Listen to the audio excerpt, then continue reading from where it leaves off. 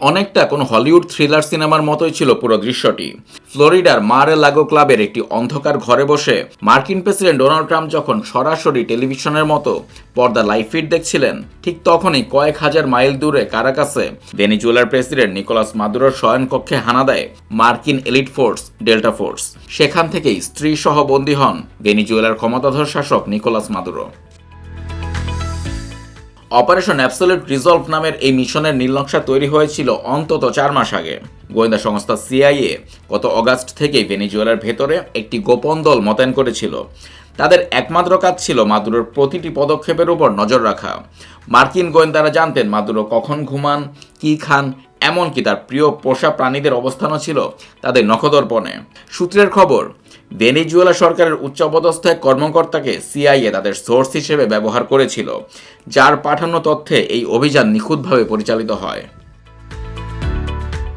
নভেম্বরে ট্রাম্প ও মাদুরোর মধ্যে একটি গোপন ফোন কল হয়েছিল। ট্রাম্প সরাসরি মাদুরোকে দেশ ছাড়ার আলটিমেটাম দিয়ে বলেন, আপনার মঙ্গলের জন্য বলছি, পদত্যাগ করুন। মাদুরো সেই প্রস্তাবকে গুরুত্ব দেননি। ক্রিসমাসের ঠিক আগে ট্রাম্প এই অভিযানের চূড়ান্ত অনুমতি দেন, যদিও ভেনেজুয়েলার দুর্যোগপূর্ণ আবহাওয়া ও নাইজেরিয়ায় অন্য একটি অভিযানের কারণে দেরি হচ্ছিল।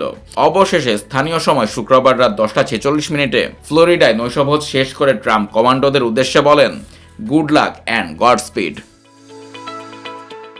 অভিযান শুরু হতেই 20টি ভিন্ন মার্কিন ঘাঁটি থেকে 150টিরও বেশি যুদ্ধবিমান ও হেলিকপ্টার আকাশে ওড়ে। রাডার ফাঁকি দিতে হেলিকপ্টারগুলো সমুদ্রপৃষ্ঠ থেকে মাত্র 100 ফুট উপর দিয়ে ওড়ে কারাকাসে পৌঁছায়। মার্কিন সাইবার কমান্ডের মাধ্যমে কারাকাসের বিমান প্রতিরক্ষা ব্যবস্থা ও যোগাযোগ মাধ্যম সম্পূর্ণ বিকল করে দেয়া হয়।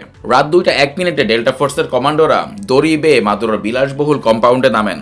এ সময় রক্ষীদের সঙ্গে প্রচণ্ড গোলাগুলি হয়।